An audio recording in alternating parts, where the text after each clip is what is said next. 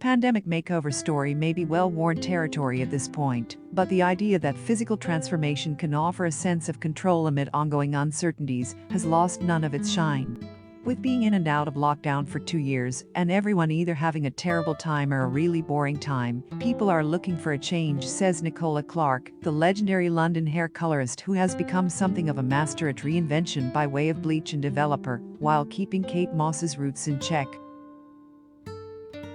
Still, a recent call from Hari Nef was a little outside of Clarke's usual purview, not least because of the military-level planning it took to get the model and actor into her Fitzrovia salon.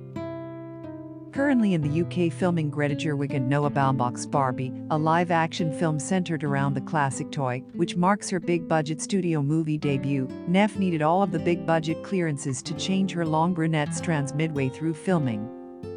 But with an on-set wig as her witness and a handful of reference photos celebrating Karen Nelson's first bloom as a 90s-era Meisel Muse, arrangements were made for a fiery red fresh start via a drastic pageboy bob and blonde fringe in the most sought-after hair color of the season.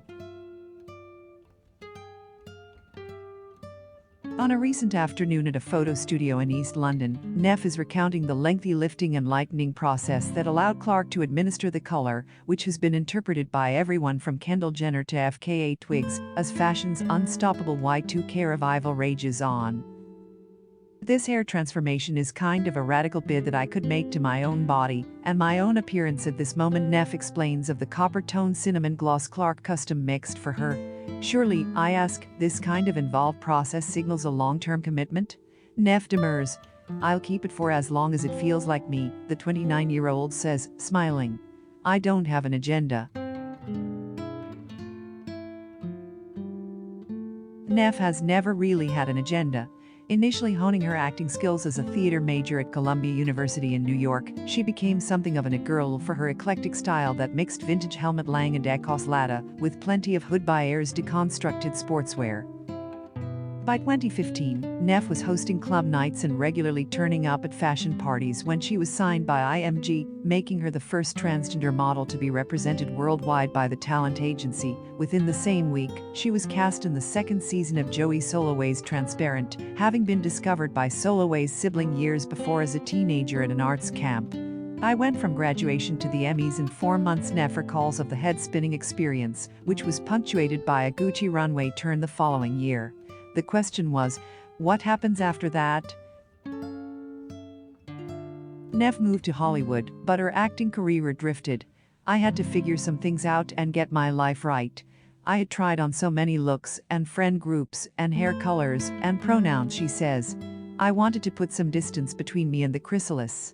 While a starring role in 2018's Assassination Nation, Sam Levinson's pre-Euphoria high school action comedy didn't provide the traction its buzzy breakout at Sundance promised, appearances on the TV show You and an Andy Teichmann's biopic, Mapplethorpe, followed. Just as the pandemic hit in 2020, Nef moved back to New York, where she made a decision to prioritize friends and family, which she credits for her newfound self-possession. That got me so healthy and happy that I think it winds up in the audition tapes somehow, she says. After going for the role of Carrie's book editor in the Sex and the City reboot, a part was written specifically for Nef to play the delightful Rabbi Jen, who memorably orchestrates a They Mitzvah for Charlotte's non-binary child. That was just the dream beyond the dream, says Nef, who is a fully paid-up scholar of the SATC universe. She later quotes one of Carrie's musings about Mr. Big's ex, Natasha, to describe her current coster Margot Robbie. Some women are simply better? I saw Hari's audition tape for Barbie and just flipped out, Gerwig says. I ran into the producer's office with a computer and pressed play and said, that is it. That is our movie. She had a joyfulness and playfulness and twinkling intelligent humor, which was exactly the tone. Knowing but not snarky, buoyant but not vapid. Working on the project has been illuminating for Nef, not just because of her admiration for Gerwig, who she describes as an important architect of what we now know as the complex female character, but because of the personal nature of the subject matter. Barbies were provided for me willingly by a mother who understood me, she says, reminiscing on the pivotal role the hyper-feminized dolls played for her growing up as a queer kid in the suburbs of Boston. But I still knew when we were at Toys R Us that I was doing something a little odd, she continues, describing the historically regressive perceptions around gender that are only now beginning to meet Nef where she has been all along. It feels as though the business is finally catching up to her, suggests Lena Dunham, a close friend of Neff's for the better part of the last decade. Also in the pipeline for Neff is a role in Levinson's hotly anticipated A24 and HBO show The Idol, for which she's keeping the hair.